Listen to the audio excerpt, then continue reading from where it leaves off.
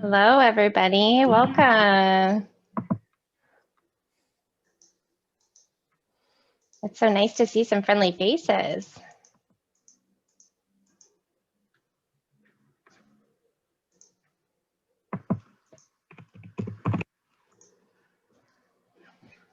All right, we're just going to give a few minutes for everybody to jump on here. Couple more friends in the waiting room. There we go. All right, and we will go ahead and start pretty close to on time. So hello, everybody, and welcome to the Washington State Inclusive Practices in Preschool Demonstration Sites Project presentation. We are so thrilled to have you guys here today. Thank you for coming, and we look forward to telling you all about what we are up to right now at our preschool presentations site. You can see the website is right here at the bottom, so feel free to take that down. We're going to reference back to that website a few times as we continue on. And we've got a few presenters here today that will be helping answer questions. So feel free to use that chat option. And this is a meeting format, so we will be able to engage with you a little bit more, which is really great. Right now, I can't see everybody though, so just know that and jump in if you need to. So I'm going to go ahead and switch over to who we are. So my name is Cassie Borges. Excuse me. I'm a board certified behavior analyst and certified teacher for the state of Washington. I have an endorsement in special education. In my past experience, I've worked as a preschool teacher at the EEU, which is the Experimental Education Unit with the Herring Center at UW. I've also been a clinical certified behavior technician and a clinical board certified behavior analyst. And now I am so thrilled to be back at the Herring Center and leading this wonderful preschool project. And I will pass it on to Katie to go ahead and introduce herself. Hey everyone, it's so good to see all of you. My name is Katie Bateman, and I am a research scientist at the Herring Center for Inclusive Education at the University of Washington. And I work with these wonderful colleagues of mine that are on here on this demonstration sites project, and we're really excited to share it with you today. And pass it on to Monique. Good morning, everybody. Even though I can't see your faces, I am happy that you're here to join us today. My name is Monique Worthy. I am an inclusion specialist at the Herring Center. I've been at the Herring Center for about 3 years. I've done a multiple level of positions. I've done coaching, I've done sub work, I'm a jack of all trades. I'm so happy to be here and let you guys know what our journey has been. And I'm excited to continue this work. So thank you for joining us today. And I will pass it to Eileen.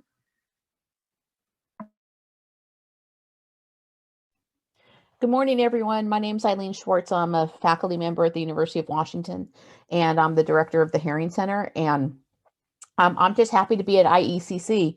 I've spent many Mays at IECC, and it's great.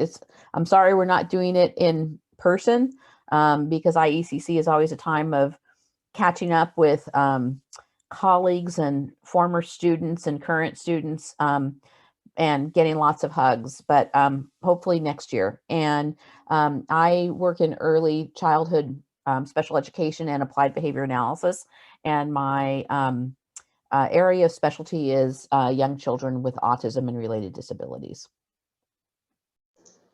Great, thank you all. So I'm going to pass it on to our agenda here. So this is hopefully what we're going to cover. We have a lot of content today because we've been doing so many awesome things with our partners. So hopefully we have enough time to share it. And we've got some really great clips and things like that throughout as well. So here we go. I just want to welcome you and also have you keep in mind our webinar etiquette. We encourage a really great growth mindset where you're open to thinking about new ideas and willing to push yourself to grow. And thank you again for joining us today, for being present, positive, and engaged. So speaking of that growth mindset and being positive, let's go ahead and practice the chat. Please take a minute to share your name, where you're from, and the impact that you hope today's webinar is going to have on your school's inclusionary practices. We'll also use this information throughout the presentation or afterward, and Feel free to use that chat box to put questions throughout the presentation. I won't be able to see the chat very well, but I've got a wonderful support system here who will be doing a fantastic job in there. So I look forward to reading your chats afterwards. And is there anything else to share out, Katie, Mo, or Eileen in the chat? Nope, not yet. Okay, cool. Well, if you feel like putting any information in there, feel free to do so, and we will be happy to shout it out for you. All right, we have our session objectives today. So we really want to make sure that everybody has really great access to these concrete strategies to support inclusive education. And that's why we're going to jump back to our website a lot, because we've got a really great artifacts and webinars and just a really great wealth of information there for people, and we want to disseminate that. That's the whole point of our purpose here. We want to make sure that people can understand about supporting key stakeholders in the implementation of these inclusive practices and increase the sustainability of these practices. That's been a big focus of ours lately in the program. And we really want to work hard to disseminate this, this evidence-based inclusive practices that the 4 preschools we've been working with this year have been using. So that's what our goal is for you today. And again, feel free to shout out in the chat if you've got any questions or comments or anything you would like to share. This is our team that we have at the UW Herring Center IPV demonstration sites. So Mo and Eileen and I work primarily with the preschool program, and everybody else on this page is working with the K through 12 program. And it's the website has all of that information on there in terms of preschool and K through 12. So it's a really great resource to give not only your school and your providers, but other people in the community that you might have. And I am going to go ahead and pass it over to Eileen, who is going to talk to us a little bit more about inclusion. Thank you, Cassie. What a great introduction. And it's so wonderful to see people from all over the state here. And that is what makes it really important, and again, captures the essence of IECC. So I like to start off with with a little bit of the Washington State Constitution. We're not going to do Washington State history or anything here, but it's important for all of us to understand that the Article 9 of the Washington State Constitution says that it's a paramount duty of the state to make ample provision for the education of all children residing within its borders without distinction or preference on account of race, color, caste, or sex. Now, the people on whose shoulders we stand are wonderful advocates who teach us about, who have done so much to get House Bill 90 passed, and which was the precursor for 94-142. One of the things that they did is they worked hard to get this change in our Washington State Constitution. So what this means to all of us is that if 94-142 went away tomorrow, it would still be the paramount duty of those of us who live in Washington State to make sure that we educate all the children living within our state, regardless of ability or background. And I think it's important for us to remember that because that helps us remember that children with disabilities are children first. And our Washington State Constitution was very forward thinking in thinking about the fact that all children bring with them many intersectionalities and many identities when they walk through the schoolhouse door or we walk into their homes, and that those are things that we need to acknowledge when we're thinking about and planning for inclusion. Next slide, please. Oh, sorry. Yeah, I'm tapping my bar and my button is not working. So what is inclusion? I think that it's important for us to remember that inclusion is not an instructional strategy. Inclusion is really a cultural change. It's about belonging. It's about belonging to a group of friends, a school community, a neighborhood. It's not just being there. Because I know I've had this experience, and I'm assuming that many of you, if not all of you, have as well, where you go you're in a crowded space. You might be at a conference in the old days, or your first day of a new job, first day of school, and you're in a room with lots of people, but you don't belong. You don't feel like you belong. So being there is not enough. Being part of a group is is necessary but not sufficient to inclusion. And what we want to remember is that inclusion is not an instructional strategy. It's not a group of children.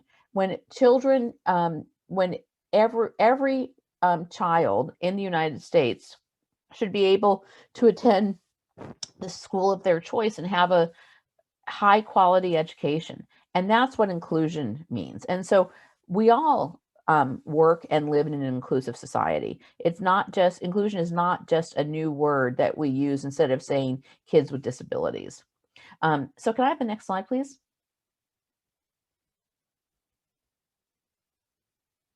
So, you know, I always like to use this slide because it reminds me that I started using this slide after I did a workshop with a friend in Oklahoma.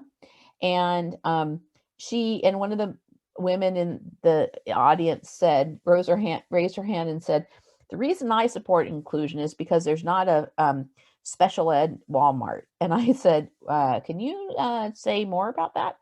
And what she said, and I thought it was really striking, it made a big impression on me, was that in society, you know, there aren't stores that are for people with disabilities or restaurants that are for people with disabilities.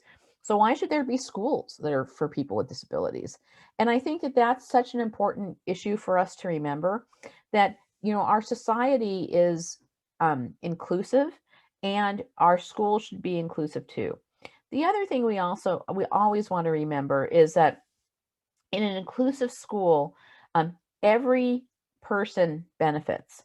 So, you know, if I don't have a disability, but the student sitting next to me does have a disability, but I'm kind of disorganized, the visual supports and that are put in place because of the child with a disability are going to benefit me.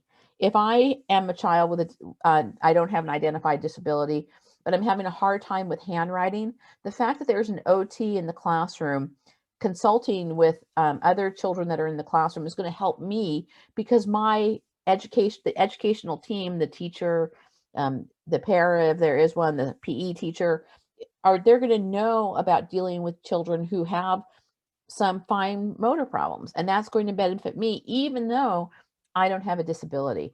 But inclusion is really when everyone is valued, engaged, and feels connected. And that's not just kids. It's not just children. We can't have inclusion if we don't support teachers.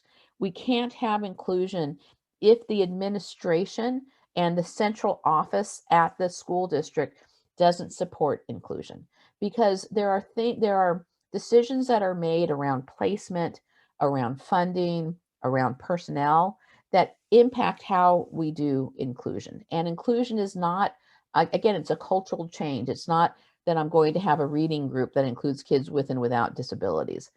Next slide, please. So here are some founding practices. Am I still doing this, Cassie? Okay, sorry.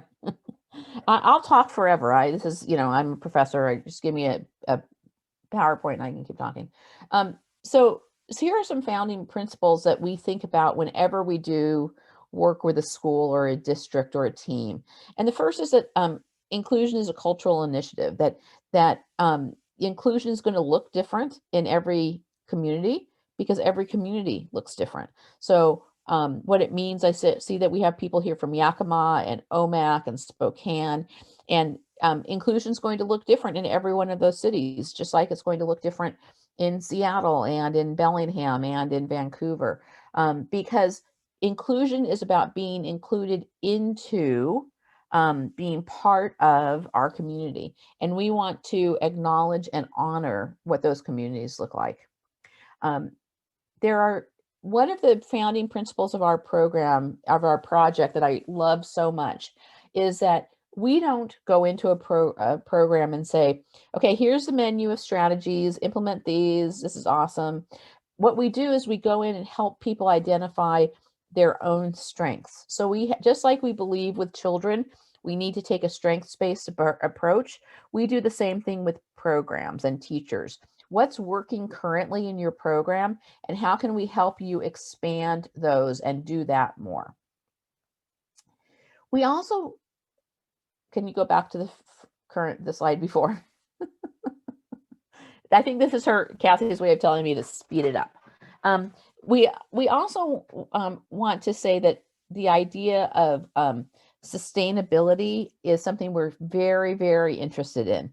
And sustainability means that, we've been so lucky and, because of the wonderful leadership of OSPI to have these funds to do this work. But those are temporary, but what's forever is hopefully the network of leaders that's growing in Washington State. And those leaders are the people in schools, in programs, in ESDs who are doing that work. So now the next slide, please, Cassie. So I just want to give you a little intro to what the IPP project is. So the Washington State Legislature 2 years ago funded a inclusionary practices project that for children in students in K-12 to really strengthen inclusion and to really make sure that we were increasing the capacity of people in Washington State to implement inclusion. And because of the leadership of Ryan Guzman and Glenna Gallo at OSPI, they extended that project down to preschool. And what we've been able to do is, we've identified demonstration sites across the state who are somewhere who are implementing inclusive education in their programs.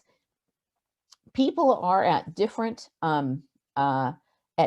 places in their inclusive journey. And so one of the things that we're going to do in this presentation today is tell you about those 4 demonstration sites. And it's very interesting because what inclusion looks like at these 4 demonstration sites is different. And that's really important because, again, we don't want you to replicate what is happening at SELA or Hood Canal or at the Herring Center. We want you to think about, what does inclusion mean in your community and how do we make that work? And we're going to show you what these 4 demonstration sites have done and give you opportunities to have to find out about more opportunities to interact with them. Next slide, please. And now I'm going to turn it over to Cassie or Katie. Cassie? Yep, to me. Okay. Thank you. Sorry. Yeah, no worries. Thank you so much, Eileen. And I so appreciate that Dr. Schwartz has come on to talk to everybody about inclusion, because Mo and I always talk about how we could listen to her talk for hours about this. It is such a powerful thing when you can hear it. So thank you very much, Dr. Schwartz. And now we will introduce you to our preschool partners. So our first partner that we'll introduce today is Edwin Pratt Early Learning Center in Shoreline. So the mission the mission of Edwin Pratt Early Learning Center is to provide a high quality early learning experience to preschool age children while prioritizing underserved populations, inclusive learning, culturally responsive teaching, and partnerships with all families. Shoreline's early learning mission and vision prioritizes equity, inclusion. All of their preschool students who are served by IEPs, who have classroom-based services, are in general education classrooms. Over the past 13 years, Shoreline School District included typically developing peers in classes led by special education teachers, made the change to house Head Start classrooms in the same wing as special education preschool classrooms, and piloted a blending the students who are served by IEPs and Head Start with their Children's Center or tuition-based program as well. They now have an early learning center that has a culture of belonging. All the children are now all of their students, right? So they're not separated into different classrooms, they're all together and they're blended with teachers coming in to support from everywhere. Children are included, supported, and challenged by their peers, and they feel like they're a true community. Some of the practices that they like to highlight are their pyramid model. Let's see here, their MTSS, or multi-tiered systems of support, and inclusive mission and vision. All right, and so next I'm going to talk about our school in Cascade. So this is the Kodiak Cubs Preschool, and they aim to utilize a variety of techniques in the early childhood program that center around inclusive practices, meeting the needs of the individual children in their program. Excuse me. They are inclusive in their mission and vision for the entire school district, and their practices follow the beliefs, thoughts, and actions of that mission and vision. Their program is flexible, child-centered, inclusive, and focuses on the whole child approach to development. They offer instruction through play, modeling, and engagement in meaningful activities. Their delivery model for special education students is a push-in inclusive model that provides both specifically designed instruction and related services in the classroom environment along with the peers. Some of their inclusionary practices that they like to highlight are their family community partnerships, flexible service delivery, and teacher-related service coordination and collaboration. And I'm going to pass it over to Mo to talk about two of our other programs. Thank you, Cassie. So I would love to highlight Hood Canal Preschool. Kathy, hello. So at Hood Canal, their inclusive preschool is working on creating a learning environment that respects and supports the social and emotional and cultural needs of all their students. So in their educational team, they focused on creating meaningful learning opportunities for students with different motivations for learning, different strengths and challenges, and different goals. So in their program, they have worked so hard to implement UDL through multiple means of representation, action, and expression, and engagement. So planning for multiple means of representation in their instructions means that they're acknowledging that their students have a preference in how they acquire new information, and planning for and lastly, they seek to implement learning opportunities that include multiple means of engagement to provide students options to motivate, interest in challenging their learning, and in order to plan instruction, they consistently consider how students engage in content. Their program seeks to optimize individual choice, independence, self-sufficiency, relevance, value, and authenticity. And so the inclusionary practices that are highlighted at the Hood Canal School are universal design for learning, the use of assistive technology, and social emotional learning. I would also like to acknowledge Robert Lentz.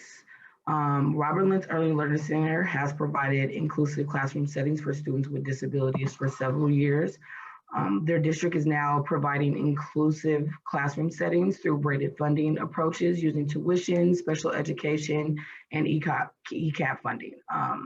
As a result of classrooms in this braided approach, the ELC is offering bilingual programming as an extension of their district's dual language program. Through their pre-K inclusion grant, the ELC has worked on strengthening their MTSS protocols for supporting differentiated instruction for students with needs.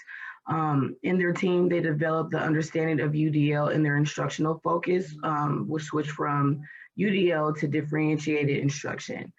They have weekly times to collaborate on their instructional needs of their students, finding ways to embed supports within every classroom to address the needs of all their learners.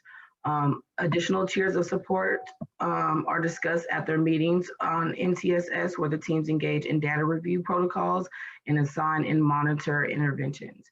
They also are tapping into social emotional learning, which has been the focus over the last year due to the demonstrated needs of the students. Outside additional supports of the classroom, on interventional specialists support small groups to bolster classroom learning activities and support SEL development. Across all areas of focus, they aim to provide meaningful, inclusive learning environments for all their students of all abilities. And the practices highlighted there are differentiated instruction, MTSS, as I mentioned earlier, PLCs, and focusing on culturally responsive pedagogy. Great, thank you so much, Mo. So I'm going to actually jump over to our website. This is the website again for anybody who wants to do it on their own or just jot it down. Our website sometimes we have heard has been confusing. So what we're going to do is walk you through some of the steps on how to get to the places that you'll need to go in order to access these resources. So when you jump onto that page, this is going to be our home page, and you can always go back to it just by going to this area here where it says demo sites. It takes you straight to our home page. So from here, you can learn all about us, who we are, who our team is. If you're interested in becoming one of our schools, one of our inclusion sites, then you can apply for that process here. This also has an area for the demonstration sites. So this is where you can learn all about what we just talked about with our preschools. You just go into each individual preschool and it has a little bit of information about them and what they're all about.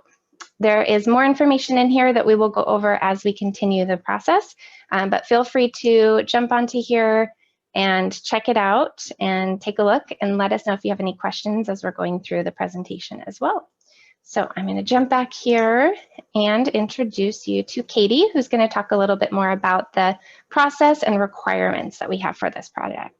Awesome. Thank you so much, Cassie. So let's go to the next slide. And before we dive in and talk about the inclusionary practices that were highlighted in our schools, but first let's chat about what practices are you using in your own school and what's going well. And let's see in this chat box and see what everyone is implementing in their own setting.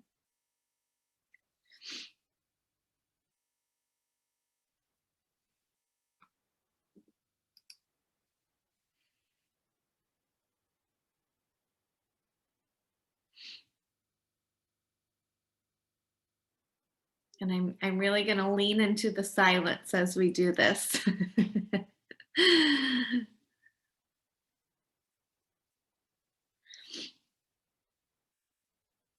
Visuals, assistive technology, whole group and small group time, UDL, SEL, community awareness.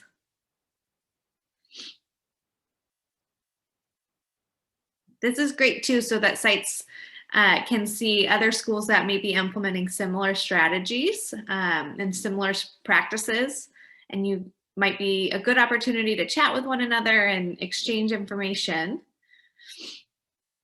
I'll wait just one more minute and then we'll keep going.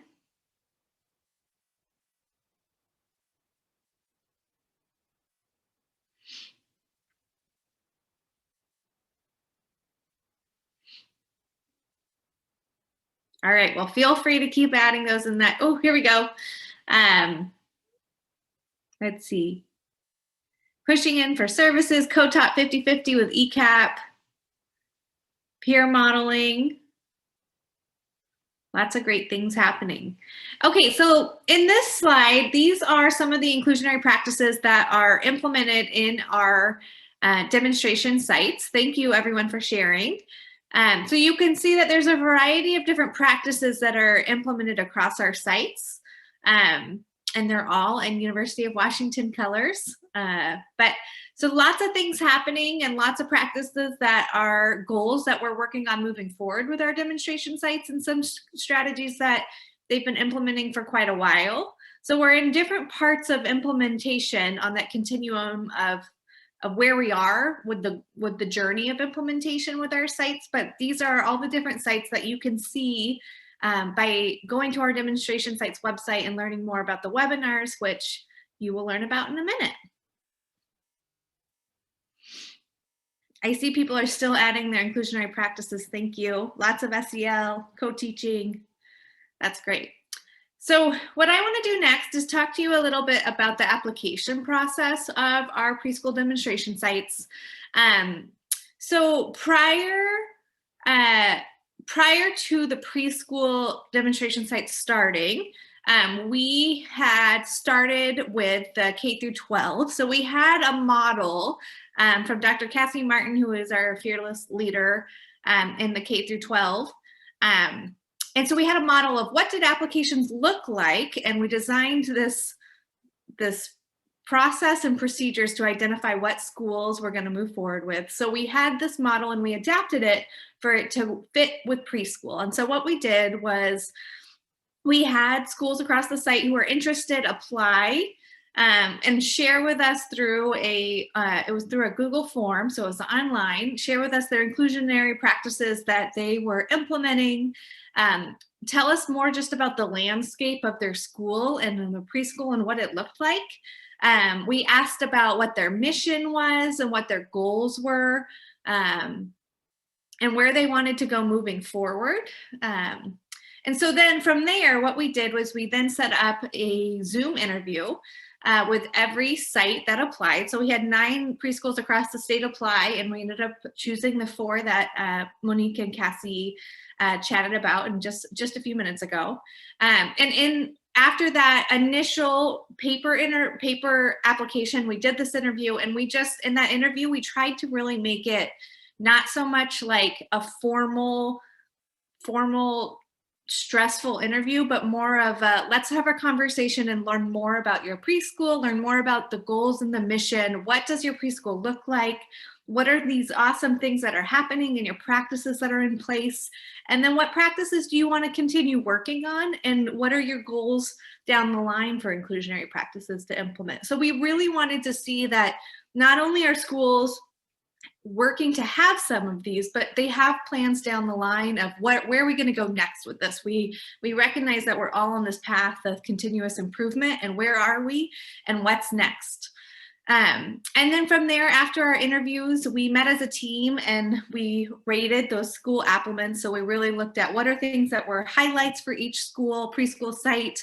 What are things that, maybe they were working on their future plans, but they didn't have as much yet. And we were thinking, how do we have these 4 schools that we're going to choose and move them forward? So from there, we made decisions and we sent out letters to the schools that we picked. And then for schools that, the 5 schools that unfortunately did not get chosen as a demonstration site were notified, and then they were put into, they were always invited to our webinars and all the activities that we had for our demonstration site so that they could still participate, and we always encourage them to apply in the future. So again, when we thought about that selection, we were looking at what inclusionary practices are being implemented, what are your strengths as a program, what are your areas to grow, and then again, that big willingness to learn. Are you willing to jump in and dive in and take professional development and engage with us to move your inclusionary practices forward?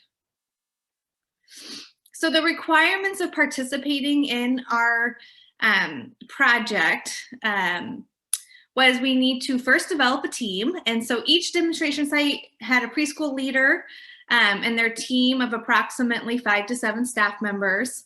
And these people we really were thinking of who are the people that are engaged in advancing your inclusionary practices. For some schools, it was less than 5 to 7. For some schools, especially in K through 12, it was more than 7. So it really depended on what was the school site and how big was their site and their staff. So the requirements to engage in this project were to collaborate with the UW Herring Center inclusion specialists and to plan and lead 3 to 5 visits or webinars. So of course, when we first received funding for this project, they were visits in person, but we were able to adapt everything to online for the pandemic. So in this situation, what we did was we're leading 3 to 5 webinars that I know Cassie and Monique are going to dive into and share a little bit more about what was included in those webinars. So from there, they also had to partner with the UW Herring Center specialists to highlight the systems and processes that they have engaged in that have really led to the growth of their inclusionary practices. So what we wanted to do with that was we wanted to share, here are the awesome things that our school is doing. Here's our journey of how we got here and the things that were hard and the things that we problem solved together to get to this implementation of where we are today. And so we wanted to highlight that and share that with the state so that other sites can see, okay, they did this, this is where they are at, here are some things that they ran into. Let's learn from their experiences and then also try to implement them in our own site. And then from there, engage in professional learning activities to continue growth of inclusionary practices. So again, we're on that continuous path of improvement. So we're always pushing those inclusionary practices forward and accessing professional development from the Herring Center to do so. And then again, some professional development on how do we better support visitors from other preschools across the state. So how do we set up visits and set up activities to where we are maximizing the amount of learning that is happening for sites that are visiting our demonstration sites. And then lastly, we ask that demonstration sites provide project feedback and reflections to the UW Herring Center team. Just like our sites that are engaging in this incredible work to increase their inclusionary practices, we also are on a continuous path of improvement. And so we really ask that work with us and tell us what's working and what's not working as we move through this project so that we can make sure that it's meeting the needs of every site that we are working with. And so what that meant is it meant that Monique, Cassie, Eileen, and I did a lot of individualizing to each site to make sure what is it that you need as a site and how do we meet that need. So thinking about, again, this, what does it mean to be an inclusionary demonstration site? Those are what those requirements look like. So next we're going to talk a little bit about our webinars.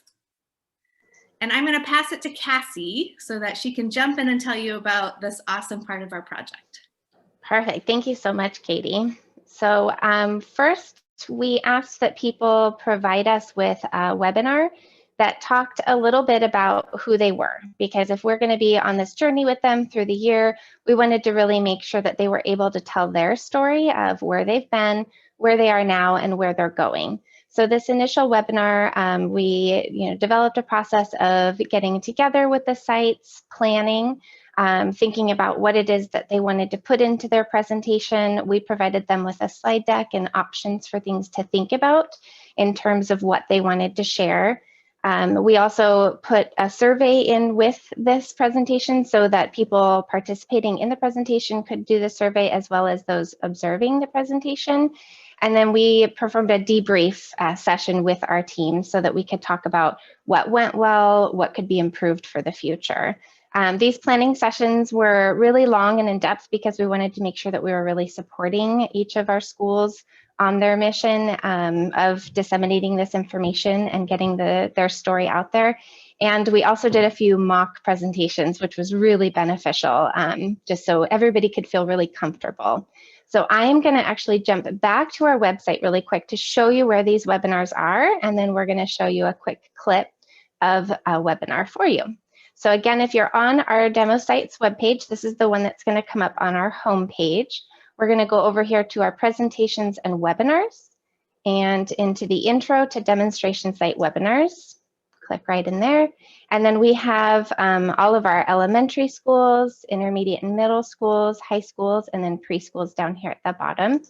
And this is a really nice way to see it because we've got our webinar recording, we've got the presentation in PowerPoint form for people to access, and then all of the artifacts. So anything that they talked about doing or anything that they talked about implementing during that process, we put in here so that people could have access to this. So spread the word. This is a resource for everybody to have access to. And again, it isn't just preschools. It's also thinking about, the elementary, intermediate, and high school.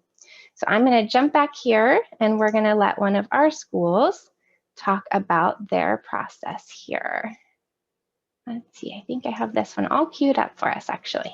It is my honor to introduce you to Early Learning Center located in Shoreline, Washington. Joining us today are the faculty and staff. I'm excited to introduce you to Hillary Clark, the Director of Early Learning, who will take it from here and introduce the rest of her team. Thank you, Katie. By thanking the Herring Center and OSPI for prioritizing inclusionary practices in schools and supporting such a creative and easily accessible platform for us all to learn from each other. I personally learned a lot from colleagues around the state from these webinars, and are really excited for our team to share with others today. So the five of us here today are representing the 75 staff from our inclusive school. Stephanie Gregorich is one of our early learning coordinators and has numerous roles in our district. Courtney Ryan is a preschool special education teacher as well as a coach. She's a graduate of the EEU, so thank you EEU for her. Reagan Day started here as a parent and has had a few roles in our program and is currently a preschool lead teacher. And teacher Jo Robinson has been a preschool lead in Shoreline for 30+ years. She brings incredible knowledge and experience to our program. So excited for you guys to get to know these team members more. So throughout this webinar today, you'll see video clips from staff and parents. These clips were initially created about a year ago to help inform the community about our newly inclusive school and the positive changes our preschool programs have made. So we're going to start us off with Jerusalem Kidden-Amariam. She joined our school as a parent and then has worked for us for the past few years. You'll see a trend here at Edwin Pratt that we often grow our parents to become our staff members. So thank you, Katie. This is like family home. It's not like school because I trust them a lot. I learn a lot from my son. He's enjoyable, like he's enjoying, he always happy. So when you send your kids in the family, you are not worried about. I feel that way, so I prefer parents coming and seeing what we are doing here, visiting and enjoy with the kids. Great. So let's get back to our slide here. We're excited to be here today. And sorry about that. There we go. Sorry, I just have to figure out how to exit out of here. There we go. So as you just saw, that was a clip from one of our schools for their introductory webinar talking about their school and what they have to offer, what they've been doing, and the practices that they can help teach other people about.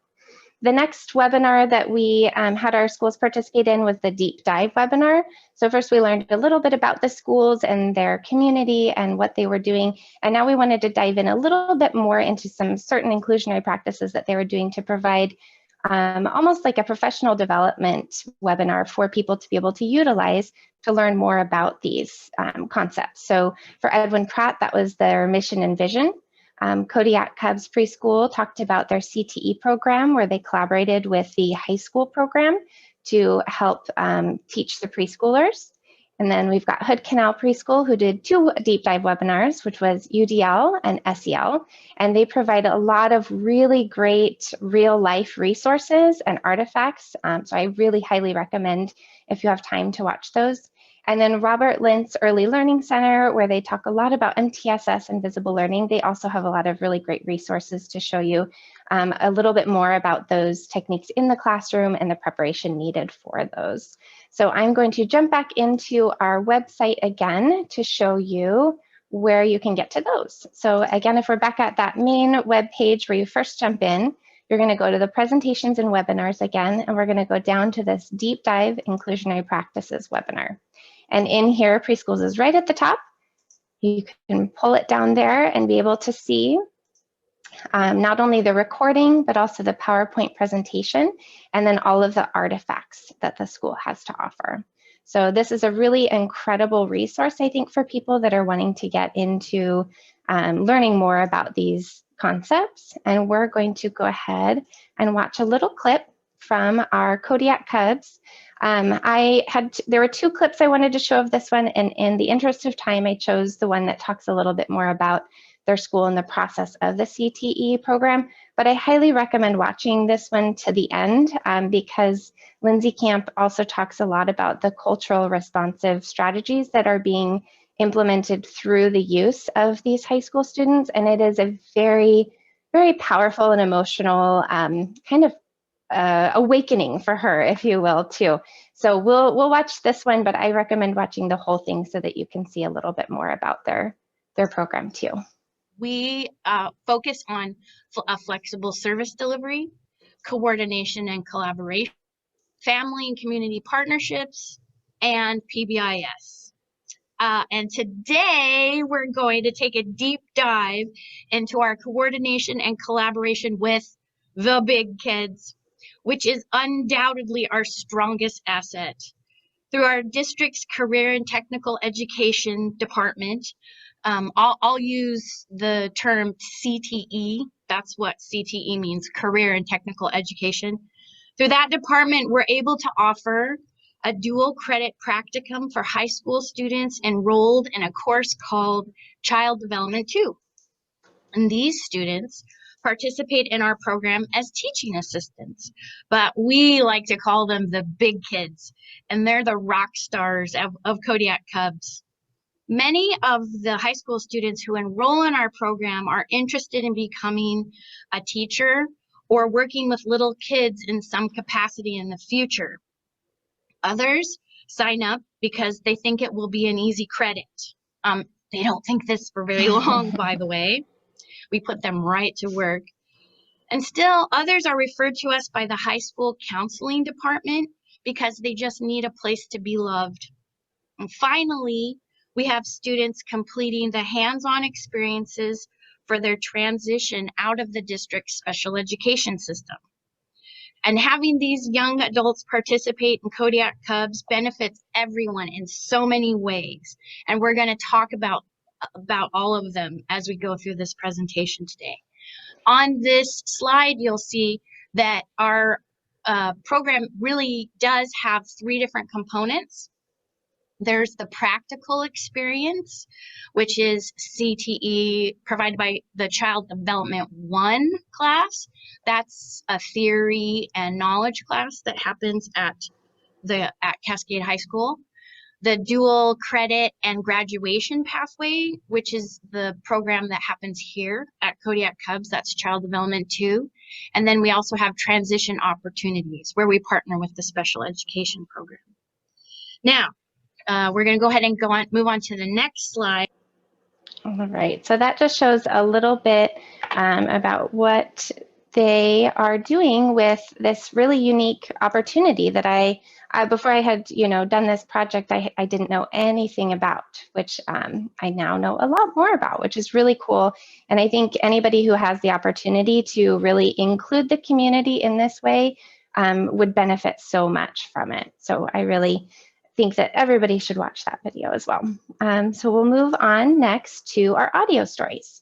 So another way that we wanted to help people get their story out is through the use of audio stories. And as we researched for this project, we aimed to uncover what practices were essential to provide transformational learning and have a lasting impact on education reform. Storytelling came into the forefront of our research time after time. So we knew that storytelling for our demonstration sites was going to be a critical part of our work. The demonstration sites engaged in a summer institute focused on storytelling. The award-winning NPR journalist Gabriel Spritzer from Washington's KNKX worked with our demonstration sites on how to most effectively tell a story. The team and the IPP demo sites teams learned about how to put a story together, including ways to cut through the noise and emphasize the human part of the story. They learned that it's okay to be human too, and not just okay, but actually really helpful. Although storytelling was intended to make an impact on the visiting schools, it actually also made a really big impact on our demonstration sites as well. These sites have developed a great deeper understanding and more connected relationship to their story and to their journey for inclusion for all. And this visual kind of shows the parts of storytelling. And moving on, these were some of the essential questions that we kind of talked to people about answering as they did their story. And one thing I love about the storytelling process is that it's really individualized. So if you have a certain story you want to tell us that. If you wanted to tell us a little bit more about your school and your background, tell us that. We didn't really have constraints for this one. We just wanted to be able to make sure that each school had their voice heard. So I'm going to click over to this slide, but I'm going to jump over into our website as well and show you again how to navigate. So if we're at that demo sites webpage, we're going to actually go into our impact. And under here, you will not only find social networking and data collection, but you will also find our stories. So we will click on stories and you'll see our great graphics again. And then down here, you can find stories from the middle schools, elementary schools. These are all very short, which makes it really accessible for most people. They're mostly under 5 minutes. And it's really nice to just be able to hear the stories of our groups. And so today we are actually going to hear a story from Hood Canal. Hello, my name is Kathy Carlson. I am the educator for our inclusive preschool here at Hood Canal. We are located on the Skokomish Indian Reservation. And I wanted to share some of the benefits of having an inclusive program. First of all, our program is research-based and culturally, linguistically, and developmentally appropriate. Our children have opportunities to work and play with each other throughout the school day. There is a focus on the whole child. The school provides a welcoming and ongoing relationship with the families, focusing on their needs. And there is a collaboration and partnership with families and communities. The preschool is also free, so we offer equity. We are accessible. We do have inclusionary practices such as universal design for learning. We have GALAD, which is guided language acquisition design. We utilize assistive technology. We reach out to our community, and we've created the Community Caregivers Learning Circle. We understand that every child is a unique learner, and we try to teach to the edges and not to the average. Our curriculum is specifically designed to meet the needs of our preschoolers. And we know that learning through play is powerful. So thank you so much for your time today. And if you have any questions, please reach out to me at Hood Canal School. My email is ccarlson@hoodcanalschool.org. Have a great day, and it's all for the kids. And that was our wonderful person that is actually here today, Miss Kathy Carlson, talking a little bit more about their preschool and giving us a little bit more information about their story.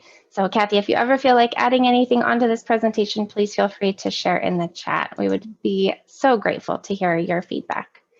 Really quick before we get into the open houses, I'm going to switch the slide, but I want everybody just to take a little stretch and kind of shake it out because this is a 2-hour presentation and we want to give you guys time to move and groove. I wish we had Kathy's song on here.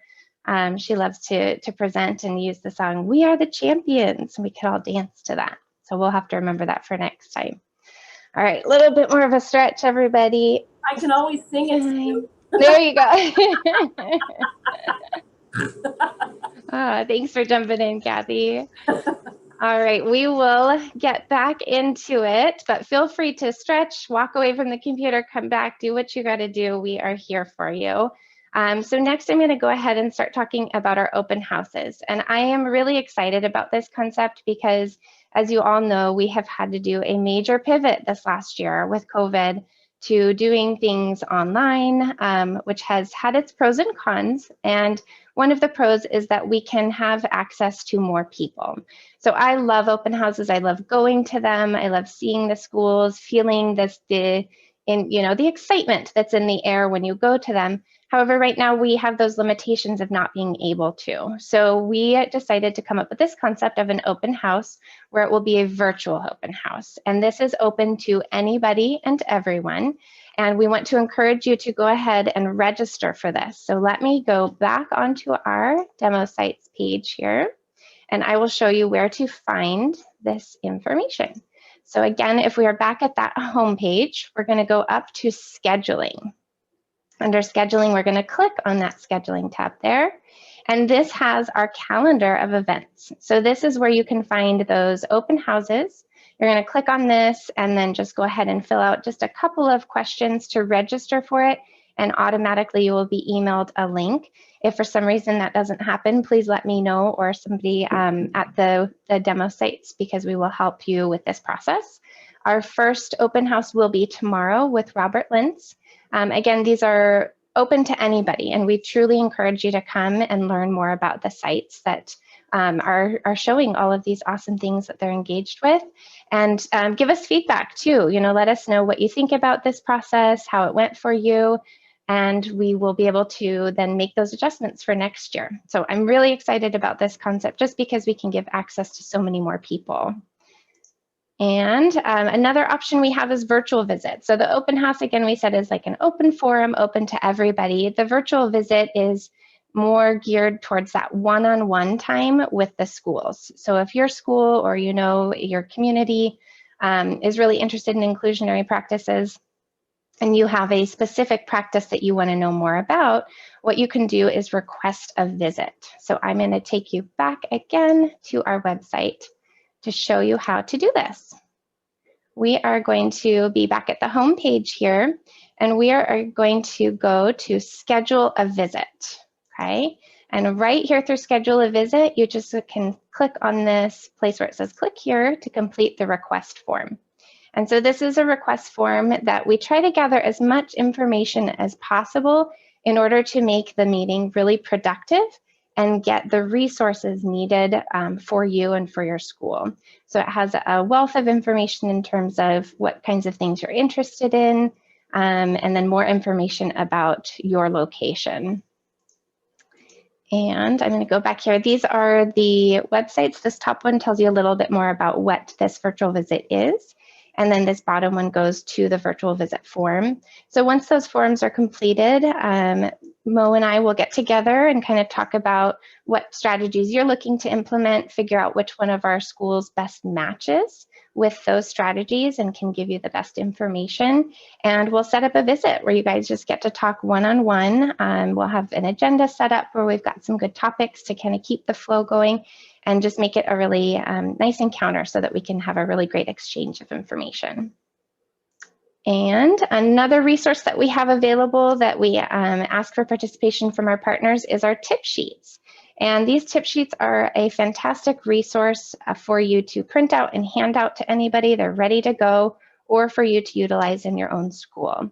So again, we're going to go back to our website, a lot of back and forth to keep you guys engaged. And we are going to, again, pretend like we're on that home page there.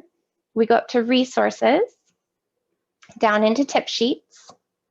And from here, you can see all of the tip sheets that we have available in terms of the topics. And there are more to come because we are continually either revamping these or adding more. I think the wonderful thing about these tip sheets is that they are not only tip sheets, but they are also, so here we go, printed tip sheets that you can have the access to the information and those key points, as well as a case study. So this is Hood Canal in particular, and talking about their CCLC, or their Caregivers Community Learning Circle. And it's a really nice, for resources at the end, it tells you how to engage in these activities, and then shows you a demonstration of a school that's already doing it so that you can use these concepts in your own program. In addition to the tip sheet, there is also a video, which is really great. And the videos range from 8 to 12 minutes. So they're not terribly long for you to have to sit down and go through, but it gives you a little bit more information about the concepts as well as the case study. So feel free to visit our website to check that out. Next, we are going to be talking a little bit more about our professional development. So previously, we talked about things that we asked our partners to really engage in and be a part of.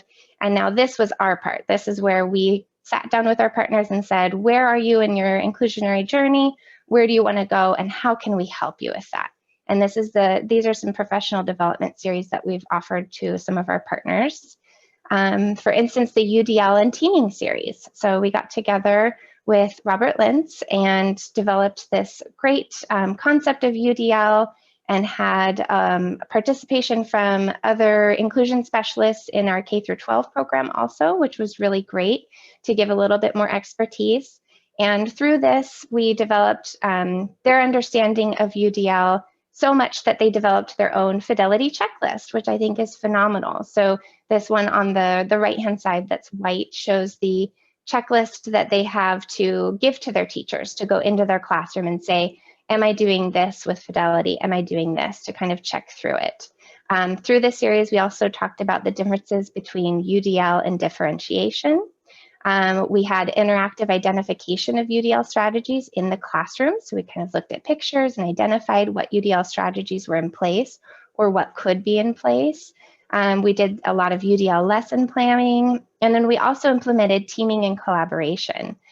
So the after effects of this series were through anecdotal data. We found that the team had better understanding of their roles and expectations, and they were really working collaboratively as a team. There was no longer the term, I'm only a, and then their role, right? They were now working together as a team to really support the key stakeholders in this, which were the students. So that was a really great series that we did. And then the CTE and collaboration with the grad students. So as you learned about the CTE a little bit, so that's where the high school students come into the preschool and they help support the preschool classroom and learn about, early childhood development. We decided, we wanted to provide PD for this school and they didn't see a need yet. And we said, how about for the high schoolers? So we came in and had a graduate student from the UW come in with us. And that graduate student developed these beautiful presentations about behavior, understanding the functions of behavior, how to collect data, what to do with that data, some really great antecedent strategies for the classroom based on the data that was being collected by the high school students.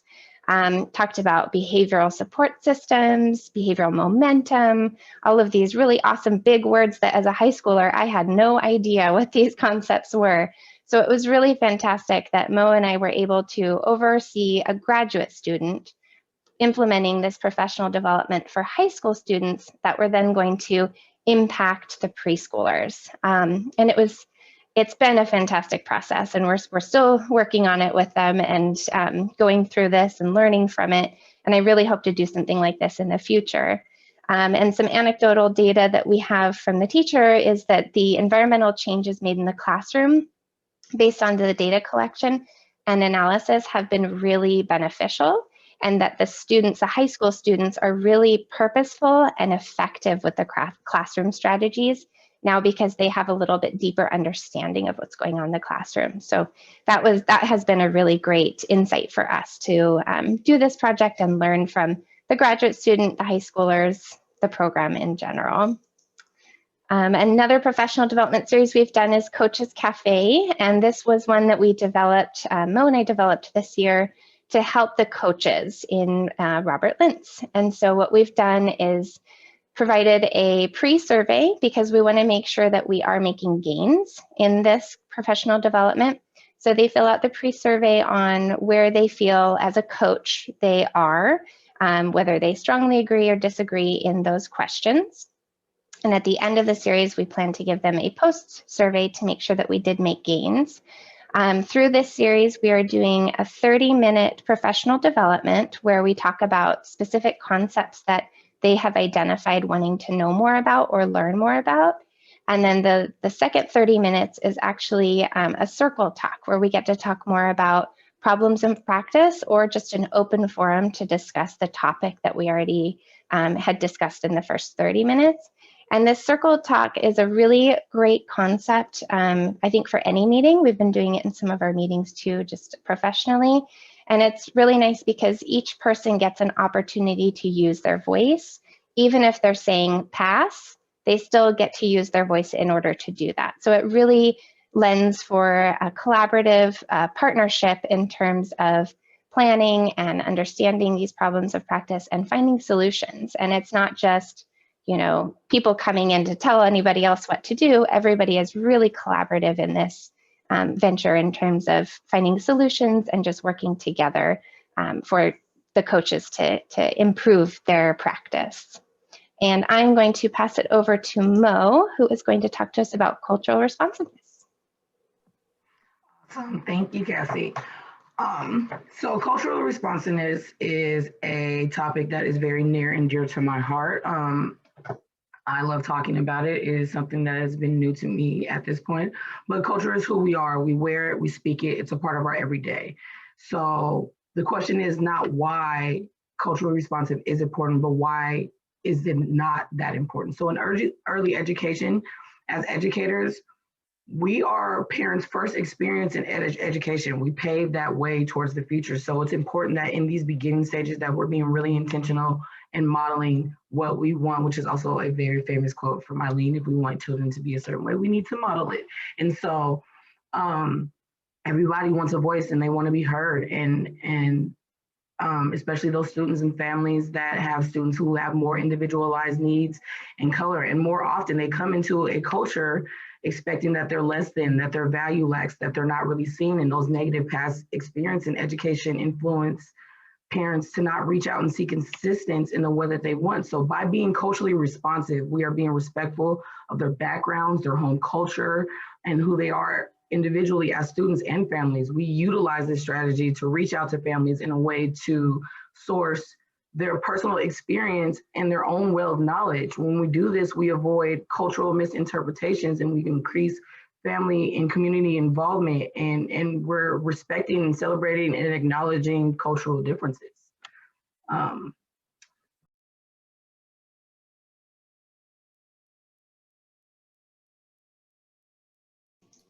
it looks like you're muted. Sorry. In my opinion, inclusion and cultural responsiveness go hand in hand. And I had the pleasure of being partnered with some exemplary preschools across the state who are enduring on their own inclusive journeys while exhibiting like cultural inclusive approaches on their way. So our partnership with the preschool Dimmond sites has been enriching for everybody involved. I feel like Cassie and I have learned so much from them. They have learned so much from us. And I'm so excited to continue this work and support other partners who want to continue this work. But I would just like to give you small, in-depth, kind of small blurbs on what they're doing basically in each school. Edwin Pratt focused on their mission and vision. They came into a brand new school and they wanted to make sure that their mission and vision addressed the needs of all of their students. They took a step back. They acknowledged the changes that needed to be made and they brought it to major stakeholders such as the superintendent, but they were also very intentional in who they included. They had a very diverse group of people in developing their mission and vision. They had teachers, they had family members, they had parents, they had community members, all being very intentional in their moves to create this mission and vision. And in addition, they came up with a vision and mission that focused more on family engagement, teaching and learning, and equity and inclusion to make sure that everybody was on the same page and go as far as extending their philosophy throughout the school. And then at Hood Canal, who I absolutely love them too, they focus on the whole person and not even just in their students, but their families too. They address the needs not only on the educational basis, but on that social basis too, making sure that they address the traumas and historical traumas and systems that may be in place that set people back. But when we're talking about the caregiver circle, they have a community that is working on developing an understanding of each child's age, stage of development, their appropriate behaviors, and their basic neuroscience and philosophy. In addition, the teams are also working on developing understanding of themselves and how their mindfulness and self-awareness affect the student, which is huge. At Robert Lentz, they have a bilingual program where they have a very large population of Spanish-speaking families from Michoacan.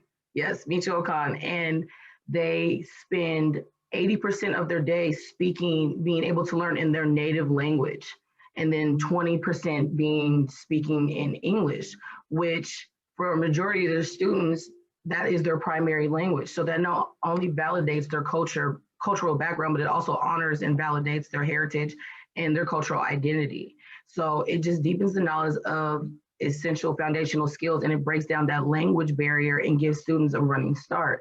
And then when we're addressing the big kids at Kodiak Cubs, they're providing students with hand-on experience that a lot of students leave out of high school not having. And some students don't have that kind of push or that path to be driven to like, this is what I want to do. I know as a high school student, I had no idea that I would be in education. I love the idea of being in education, and now I'm in education, teaching education about education. So it's pretty great.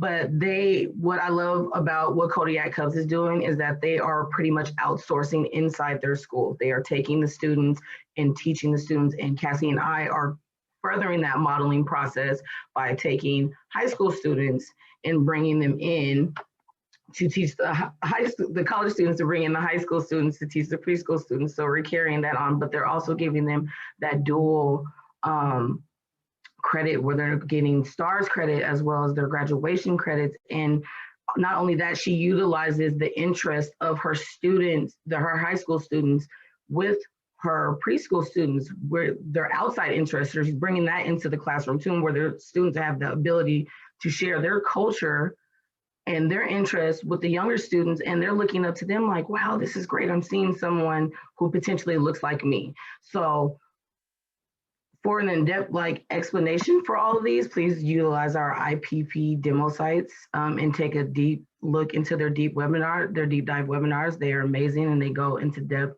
more about what they're doing. But all our preschool schools are widening their lens, and that is what's really important about being culturally responsive, because that is a staple that we need to do this work. So after spending so much time with our partners and getting to know them and supporting them on their way to be more inclusive, I began to adapt a practice what you preach type of attitude, where we can not only connect our partners with us to help them on their inclusionary journey, but we can also connect them with each other so they can extend that same type of expansion to one another. And that is where the meeting of the minds created. So the foundation of modeling came to mind when constructing this type of coalition. The intention and future aspiration of this partnership is the transfer of knowledge and the continuation of our mission. The overall objective is that inclusion is a staple. It is not a practice. By connecting these schools and creating opportunities of collaboration while providing different lenses of perspective, creates partnerships outside of merely inclusionary coach and partner. We became more of the middlemen to connect these partners. So the meeting of the mind takes it further and connects partners with partners to provide one another with support and expand that exchange of resource and solutions from one scholastic climate to the next. So by creating the safe space to conduct meaningful and intentional conversations, not only about educational strategies and means of improvement, but also creating a space to discuss barriers and concerns and personal and crucial conversations that might not be something that they can bring to another set of team members, but making sure that this space is open for vulnerability. So the meeting of the minds allows participants to be open about the scenarios that are not only professional, but personal as well. As I said earlier, I wanted to practice what I preach. So I wanted to extend the knowledge as we make their presence known. Most of our partners are really far. We have partners in Leavenworth, in Sela, in Hood Canal, in Shoreline. These places, these people have never met one another. They might be aware of them, but they've never put a name to face. So connecting these school leaders was important to me. I wanted them to know who they are. We're all on the same journey together, so we should know who one another are. When creating the meetings in mind, I also wanted to be really intentional about the purpose of the meetings, because everybody is probably extremely zoomed out at this point. So I wanted to make sure that when we were connecting each other, that there was a definitive purpose as to why we were doing it, not just because it was just a part of what we needed to do, but something that needed to be done. Also, I am a stickler for collaboration and making sure that people are in the circle or in the loop consistently. So Cassie and I came up with this process of engagement. So a Google form would be sent out 3 weeks in advance for the meeting of the minds, which usually falls on the last Wednesday of the month, preferably after school, so everybody can attend. I would also send a link to a Google form to ask about the previous meetings and if there's anything that could be improved, anything that they would like to discuss, any comments, questions, or concerns. And then 1 week before the meeting, the chosen topic and agenda were sent to the participants along with resources and artifacts that were relevant to the topic, just like the tip sheets that we talked about, forms, maybe even articles that I may have found. And then a reminder was sent of the day of, because I know our schedules are so busy, sometimes they can get lost, just to inform people that they are still thought of, we're still thinking of them, and your invitation was always open. So just as an example, here are some of the topics that we covered with our partners. How these topics usually come into fruition is that I use my intentional listening with my partners in the meetings that we have throughout the month. And then I have a discussion with Cassie about what we've heard consistently, and we come up with the topic from there. And then that will take us back to that process of engagement where I send out the topic and let people know what I've let our partners know what I have picked up from them and let them know what we're going to be discussing. Of course, we started with the journey to inclusion because that is how we met. That's how we've gotten here. But as our relationship deepened, I would just take bits and pieces of our encounters and make a new topic each month. It was a way to let them know that I was completely involved and invested, but also know that I was listening with intentional ears. So major takeaways. The increased level of vulnerability and transparency was the biggest takeaway for me. In the beginning, it was more of an educational kind of based conversation, but then we start talking more about like identities and our own personal struggles, and not just touching bases on just not sunflowers and rainbows. We actually start talking about those more difficult conversations, but being that we had been on this journey with each other so long that I can honestly say that my partners feel like friends. We feel like a family. We're on this journey together. We're fighting this good fight. And this was a space where we could let go of all the chaos of the work week and talk about not only where we were struggling or where there might have been barriers or where frustrations might have been taking place, but we can also talk about our future goals as who we are and why we're here and why we do this work. Initially, I was a huge facilitator in this meeting. At this point, the meeting really doesn't need me to facilitate. We talk amongst each other just as if we met at a park for coffee. And that, I think that's so important because Zoom has kind of stripped us from that humanity aspect of human connection. And it's so important. I look forward to these meetings all the time because it feels normal, it feels human, it feels organic. And I think that was the hugest part of the meeting of the minds to take away from that. So to continue the expansion of the meetings of the minds, we are having an open meeting to be more inclusive and continue this important work. And I encourage all to join to take part in this conversation and get a firsthand experience of this impactful and collaborative project. The more minds, the better. So feel free to contact me if you have any questions, comments, or feedback. I am open to all of it and I hope to see you there, and I will pass it back to Cassie. Great, thank you so much, Mo.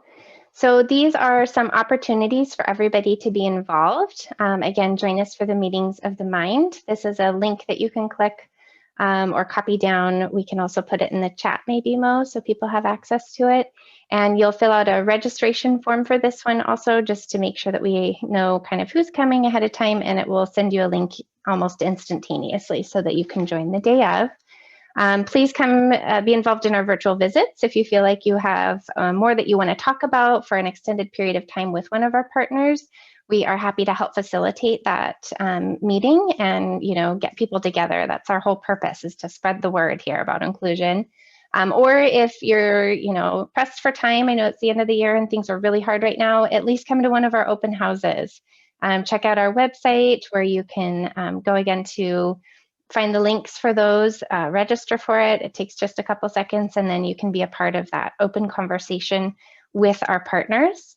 And then check out our website as well. There's a lot of information and resources, and share that with people. I think it's really important that we are able to communicate with one another and communicate this to others, right? That's the whole purpose of what we're doing.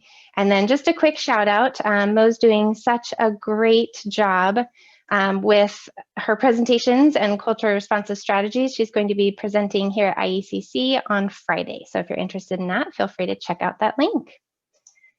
Next, we have some awesome testimonials from our partners, and I think Kathy is going to speak with hers as well since she's here with us.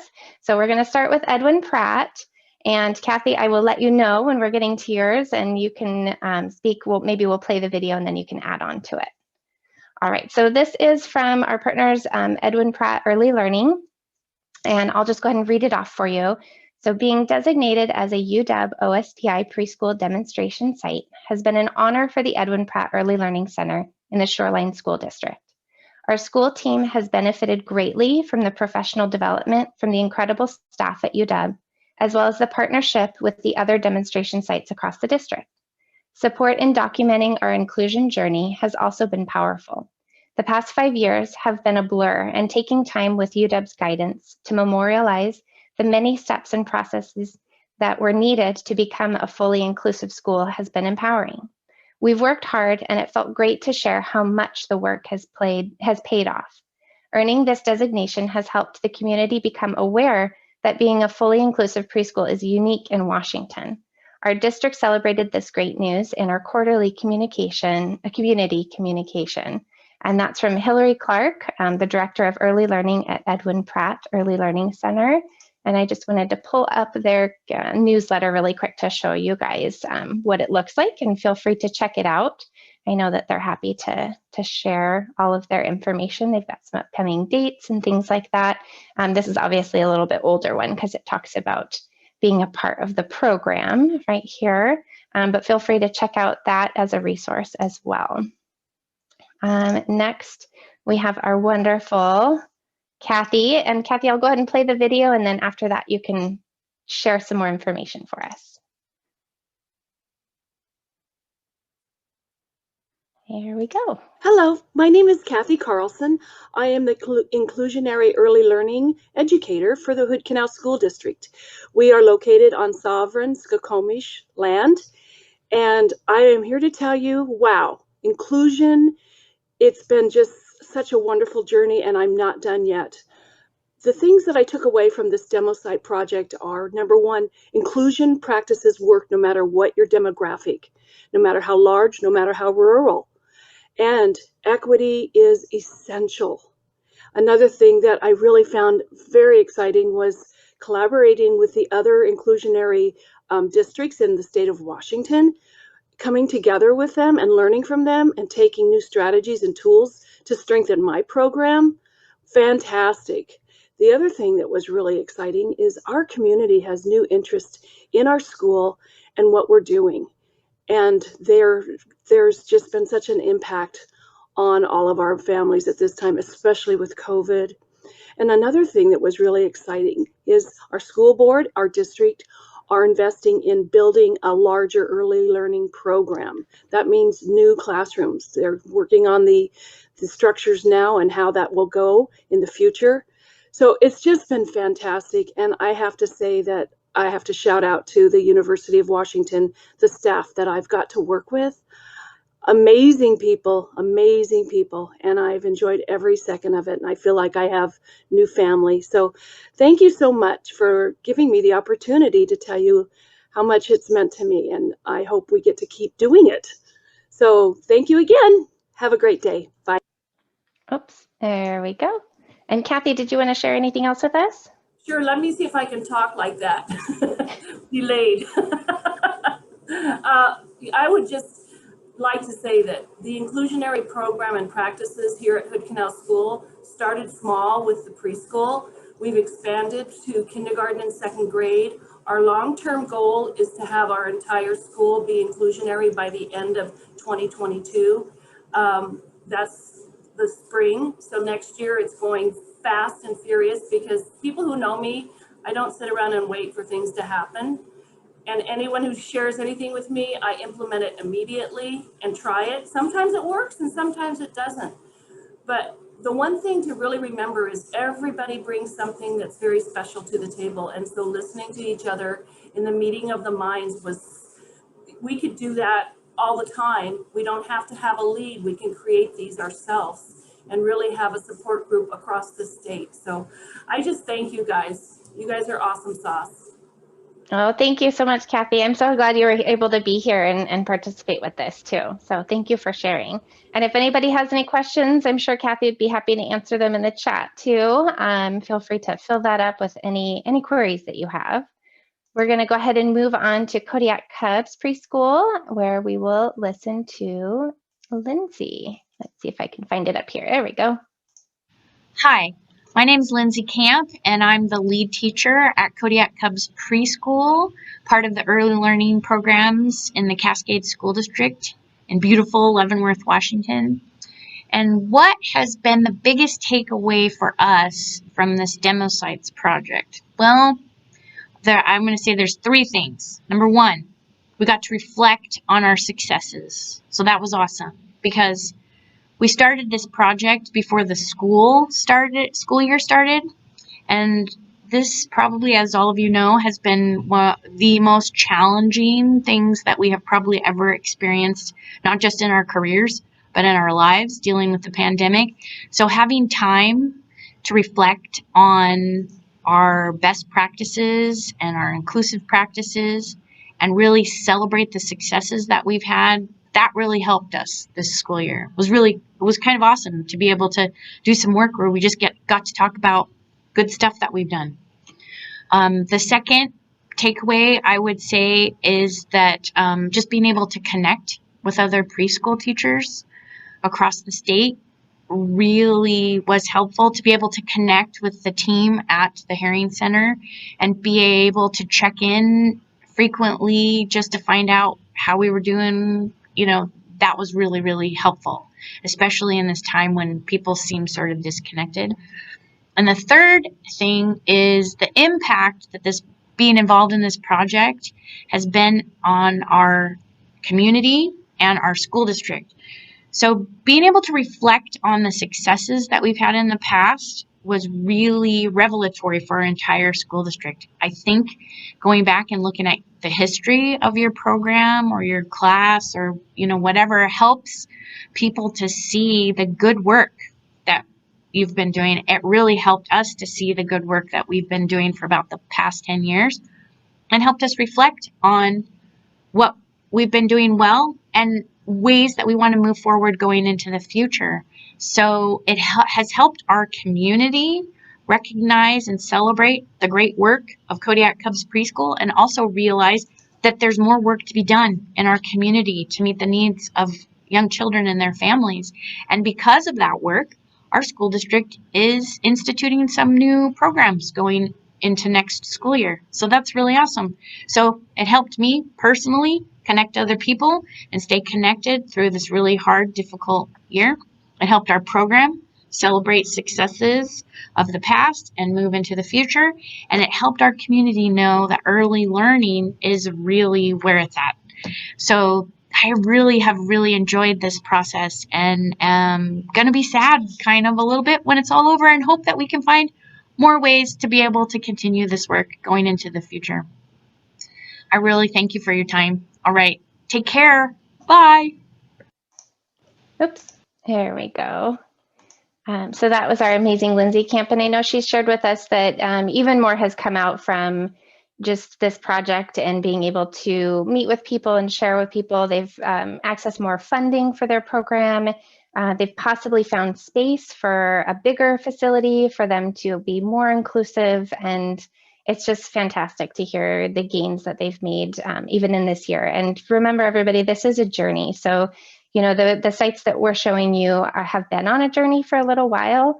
And even if you're just starting it, this is what you have to look forward to. But it's a process and it takes a little bit. So be patient with yourselves. So we'll go ahead and move on to Robert Lintz here. And I think I have them pulled up right here. Stephanie Andler, and I am coming in from Robert Lintz. And I just want to say the biggest takeaway from the Demo Sites project has hands down been the support from our inclusion specialists, Cassie and Mo.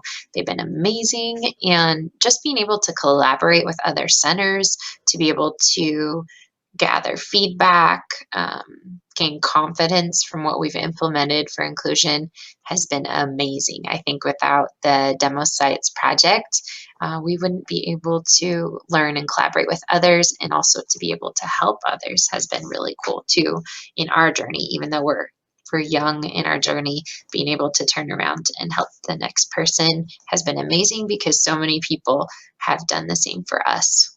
So thank you. And I would say the biggest impact the project has had on our community and district is just helping us build momentum and that support for going deeper with our inclusionary practices. We've been able to implement a lot of new systems, gather feedback, and have ongoing and regular PD to keep the best practices at the forefront of our minds. We've been able to craft systematic approaches to inclusion with the feedback of experts and people that have gone before us, and with the support of agencies around the state, including UW and Herring Center. So I can't thank you enough for the opportunity for Robert Lentz to be a part of this. It's been an amazing experience. Thank you again. All right. So to learn more again about our demonstration sites project, feel free to visit our website, which we've been to a few times. If you have questions or anything like that, just feel free to reach out and email for UW demo sites at uw.edu. And I will also put up this guy here. So this has all of our information. Feel free to email any one of us if you have questions about the project, questions about inclusion. Any way that we can make connections for anybody out there is our goal, right? We want this to be widespread. We want inclusion for the state of Washington and for everybody everywhere all the time. So feel free to reach out.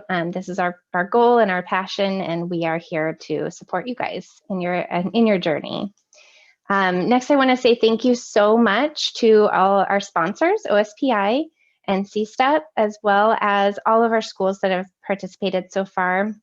It has been such a wonderful journey this last year to be included in, doing the webinars. It always seems like it's so hard in the moment, but then it gets it done, and then this product is now out there for everybody to use, right? And so I just thank you guys for all the hard work that you have accomplished, not only in your own practices, but as a part of this project. So thank you so very much for that. And thank you everybody for being here. It's really nice to know that inclusion is important to you and that you're showing up and you're learning more about it so that you can try to implement it in your schools and communities. And the last one is questions. So if anybody has any questions, feel free to shout out in the chat, or, we've got some time. So feel free to just shout out in general. This is an open forum rather than a webinar, so that we can talk and collaborate. So I'm going to actually stop sharing so we can see everybody's faces or pictures.